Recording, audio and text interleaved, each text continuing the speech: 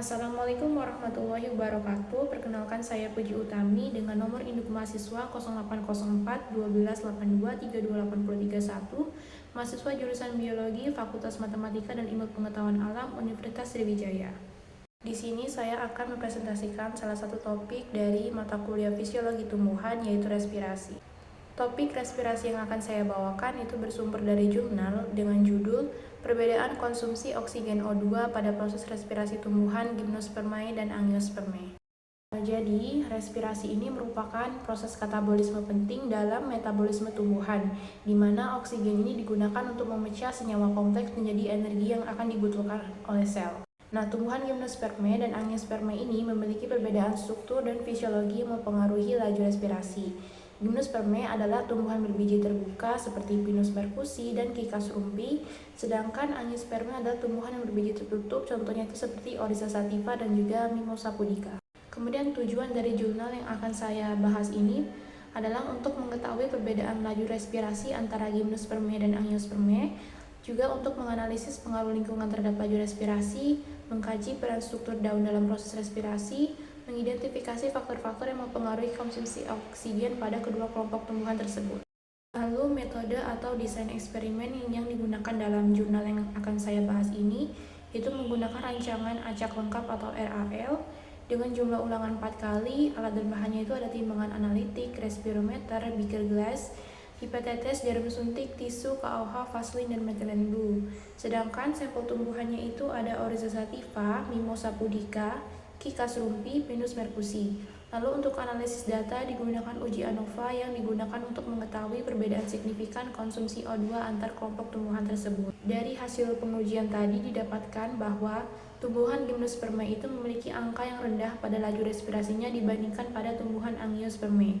Hal ini disebabkan karena luas permukaan daun yang ada pada tumbuhan Gymnospermae itu lebih kecil dibandingkan luas permukaan daun tumbuhan Angiospermae.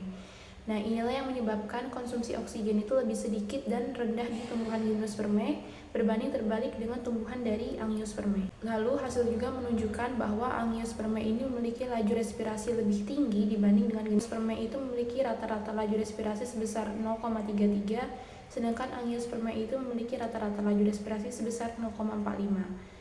Lalu untuk perbedaan laju respirasi ini mungkin saja dapat dipengaruhi oleh struktur daun, seperti Angiospermae ini memiliki daun lebih lebar dan jaringan fotosintetik yang lebih kompleks. Lalu untuk kebutuhan energi, Angiospermae ini cenderung tumbuh lebih cepat dan aktif secara metabolik. Lalu adaptasi lingkungan juga, Gymnospermae ini lebih adaptif terhadap lingkungan ekstrim sehingga memiliki metabolisme lebih lambat. Kemudian untuk respirasi yang lebih tinggi pada Angiospermae ini menunjukkan efisiensi penggunaan oksigen untuk pertumbuhan dan juga perkembangan. Selain itu, didapatkan juga faktor-faktor yang dapat mempengaruhi konsumsi dari O2 ini, yaitu ada luas permukaan daun, aktivitas metabolik, efisiensi stomata dan jaringan fotosintetik, dan juga kondisi lingkungan seperti suhu dan kelembapan. Nah, faktor internal mempengaruhi laju respirasi pada tumbuhan itu ada seperti luas permukaan daun, jumlah stomata, keadaan derivat epidermis tumbuhan, sedangkan faktor eksternalnya itu ada seperti intensitas cahaya, temperatur, atau kelembapan, juga jadi faktor penghalang atau pendukung dalam aktivitas konsumsi oksigen di tumbuhan. Lalu selain daun, ada organ lain yang dapat mempengaruhi konsumsi oksigen dan laju respirasi.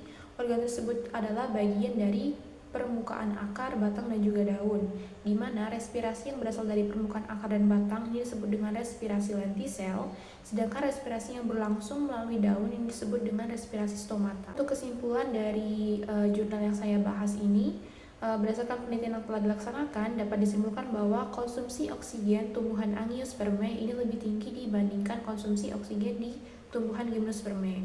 Lalu hasil yang didapatkan itu rata-rata konsumsi oksigen tumbuhan Angiospermae itu sekitar 0,45 ml dan untuk tumbuhan Gymnospermae itu 0,33 ml.